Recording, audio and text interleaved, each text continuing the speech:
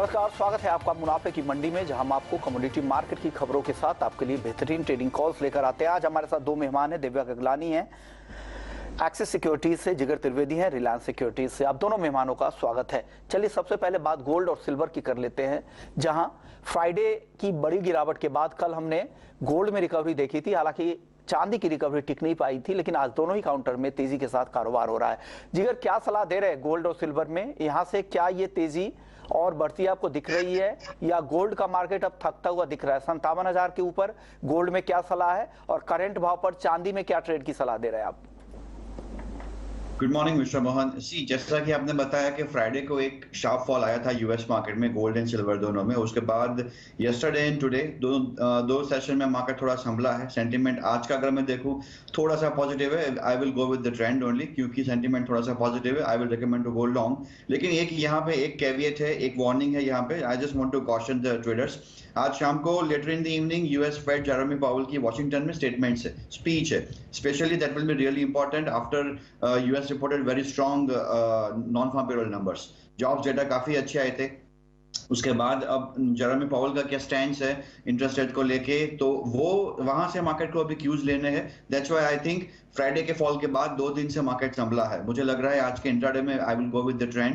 Apple वायदा go long around 57,100, 57,000 stop loss, and एक या दो सेशंस के लिए 57,300 का टारगेट लेके यहाँ पे चल सकते हैं। सिल्वर की भी आपने यहाँ पे बात की है। सिल्वर मुझे लग रहा है हालांकि $23 के ऊपर सस्टेन नहीं कर रहा है, but the good thing is कि $22 का यहाँ पे सपोर्ट काफी अच्छा लिया है, and it's up in intraday as of now at least 230-240 point से प्लस है।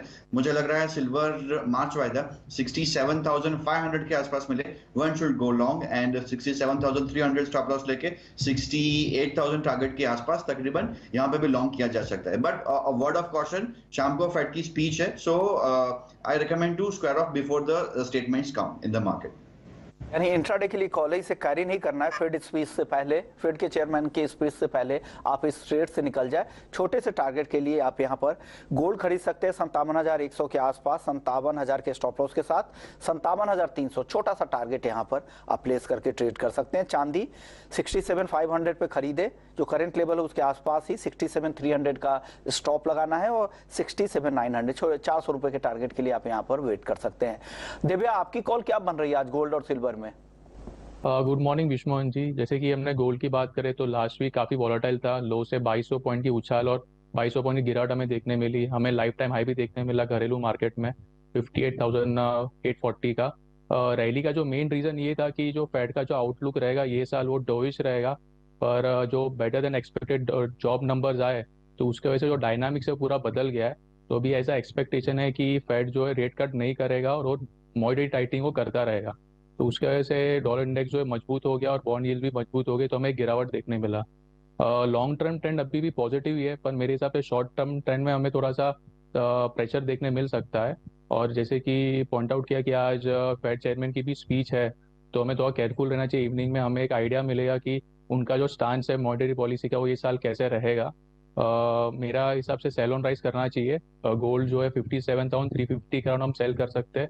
स्टॉप लॉस हम 57,500 का रखें, और टारगेट हम नीचे में 57,150 का एक्सपेक्ट कर सकते हैं। और सिल्वर भी 67,300 का एक स्ट्रॉन्ग सपोर्ट जोन है। अगर ये लो ब्रेक करता है तो 67,000 के आसपास जा सकता है, और स्टॉप लॉस हम वहाँ पे ऊपर में 67,550 का मेंटेन कर सकते हैं। ओके, तो नहीं, आपको कंफ्यूज नहीं होना है। देखिए, गोल्ड जो टारगेट जिगर ने दिया है 57,300 का, उसके ऊपर वो बेचने की सलाह दे रहे हैं दिव्या। तो आपको सेल ऑन राइज की स्ट्रेटजी के साथ यहाँ पर गोल्ड में काम करना है, और ये भी छोटे से टारगेट के लिए 57,150 के लिए। तो या तो आप नीचे खरीदें या ऊपर बेचें, जो भी स्ट्रेटजी के साथ आप काम करना चाहते हैं। एक रेंज का बाजार आज फेड चेयरमैन के स्पीच से पहले इन लोगों को लग रहा है, और उस रेंज का आपको यहाँ पर फायदा उठाना है दोनों ही काउंटर में। क्रूड और नेचुरल गैस, दिव्या गगलानी जी, आपकी दोनों ही काउंटर में क्या कॉल है? अगर ऑप्शंस में कुछ कॉल है तो ज्यादा बेहतर होगा, क्रूड में और एनजी में। क्रूड ऑयल में हमें लास्ट वीक एक करेक्शन देखने मिला, 6% से भी ज़्यादा गिरावट देखने मिली। नंबर वन ये रीज़न है कि मॉनेटरी टाइटिंग की भी पॉसिबिलिटी है, और साथ में डॉलर इंडेक्स में जो मजबूती देखने मिली तो उसके वजह से क्रूड ऑयल में करेक्शन देखने मिला। ये वीक हमें एक रिकवरी देखने मिली। अभी टर्की में जो अर्थक्वेक आया हुआ है तो उसके वजह से जो टर्मिनल है वहाँ पे एक्सपोर्ट टर्मिनल बंद हो गया है, तो उसके वजह से हमें एक उछाल देखने मिला। सऊदी अरेबिया ने भी जो प्राइजेस है एशियन कंट्रीज के लिए वो बढ़ा दी है। तो एक सरप्राइज मूव था, तो उसके वजह से प्राइजेस को थोड़ा सपोर्ट मिल रहा है। तो मेरे हिसाब से हम बाय ऑन डिप्स की स्ट्रेटेजी क्रूड ऑयल में यूज़ कर सकते हैं। 6300 का जो कॉल ऑप्शन है वो 100 के आसपास बाय करें, स्टॉप लॉस हम 70 का रखें और टारगेट हम ऊपर में 150 का एक्सपेक्ट कर सकते हैं। और एनजी के लिए क्या 220 के स्ट्राइक की कॉल ऑप्शन खरीदने की सलाह दे रहे हैं आप? हाँ, अगर एनजी की मैं बात करूँ तो लगातार 7 हफ्ते से प्राइसेस डाउन था। ये हफ्ते एक पॉजिटिव मोमेंटम हमें देखने मिल रहा है प्राइसेस में। मेन रीजन ये है कि एक्सपोर्ट टर्मिनल जो है एलएनजी का अब तक स्टार्ट हुआ नहीं है, तो अगर वो स्टार्ट होगा तो हमें एक पॉजिटिव मोमेंटम देखने मिलेगा। अगर प्राइसेस सस्टेन होते 210 के ऊपर तो हम बाई करके चले, तो इसलिए हम 220 का जो कॉल ऑप्शन है वो 11 के ऊपर ही बाई करें, स्टॉप लॉस हम 8 का रखें और टारगेट हम ऊपर में 15 और 20 का एक्सपेक्ट करें।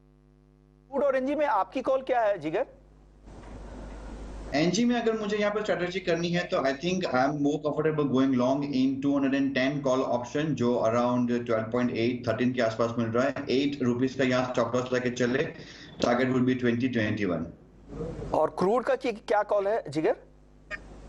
क्रूड में हमने $82 से लेके $72 तक का एक डिप देख लिया है लास्ट वीक, सो पॉसिबल एक बाउंस बैक आ सकता है। दूसरा, जो इंटरनेशनल एनर्जी एजेंसी के हेड ने जो स्टेटमेंट दिया है, reopening of China will lift the demand, so ये एक सेंटीमेंट पॉजिटिव कर रहा है। कल के लोअर लेवल से भी हमने देखो मार्केट में एक शार्प रैली देखी थी। I think I am comfortable going long in crude oil also, लेकिन थोड़ा डीप आए then I will be better then it will be better to go long. 6170 के आसपास लॉन्ग कीजिए, 6140 6130 का स्टॉप लॉस लेके चल सकते हैं, 6250 6300 का भी टारगेट हम लेके चल सकते हैं। कॉपर और जिंक में आपका टारगेट क्या है आज के लिए? छोटा जवाब। कॉपर और जिंक का टारगेट जिगर, मैं आपसे कॉपर और जिंक का टारगेट जानना चाह रहा था। मुझे लग रहा है 776 का टारगेट लेके हम चल सकते हैं। जिंक में 280 का टारगेट लेके चल सकते हैं। Again reopening of China is positive for base metals, so going long in base metals is more convenient. Okay, aluminium में क्या करना चाहिए दिव्या? तो 219 के अराउंड बाई करके चले, स्टॉप लॉस हम 217 का रखें और टारगेट हम 222 का ऊपर में एक्सपेक्ट करें। ओके, शुक्रिया दिव्या आपका, जिगर आपका। आज वक्त कम था एफएम इंटरव्यू की वजह से, लेकिन 4:30 में पूरी डिटेल्स के साथ और बेहतरीन ट्रेनिंग कॉल्स और आपके सारे सवालों के जवाब दिए जाएंगे। शुक्रिया जिगर आपका, दिव्या गगलानी आपका, आप लोगों ने वक्त दिया। कमोडिटी मुनाफे की मंडी में फिलहाल इतना ही, लेकिन आप बने रहिए हमारे साथ। ब्रेक के बाद एफएम जंक्शन।